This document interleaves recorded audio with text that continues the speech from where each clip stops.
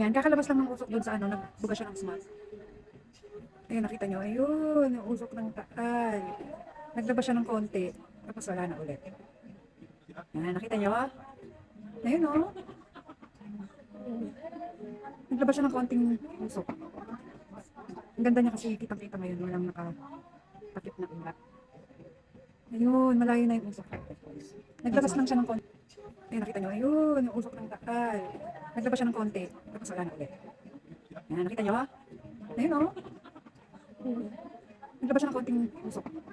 Ang ganda niya kasi kitang-kita ngayon, walang nakatakip na ulat. Ayun, malayo na yung usok. Naglabas lang siya ng konting usok. Kita. Galing, yun pala siya. Naglalabas siya ng usok. Ayun yung ito. Kita niyo, buntok na lang. Ayan, oh. Doon siya galing sa vulkan mismo. So, ibig sabihin, hindi siya dire-diretso maglalabas. At ibig sabihin, may chance pa rin siya. Ayun, oh. Ayan, oh. Wala na yung usok. Nice niya.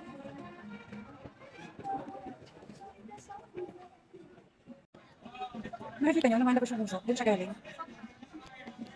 Sorry, ang likot ng buhay. Ayun, oh. Oh.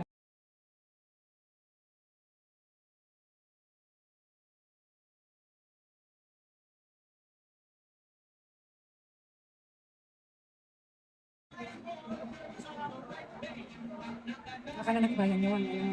Ang konti lang. Hindi po. Yan po ang mahal. Yung nasa likod niya. Yung nasa likod niya, yun ang mas mahal. Yung nakikita na parang green. Ito yun. Yan.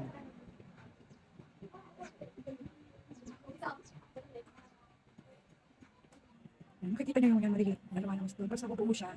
Yun na yung mga lumabas sa kanya kanina. Yun o. Kita niyo yung maliliit. Doon siya galing. Hindi lang siguro masyadong clear. Dahil hindi masyadong maganda yung camera ng phone ko. Yan. Doon siya galing.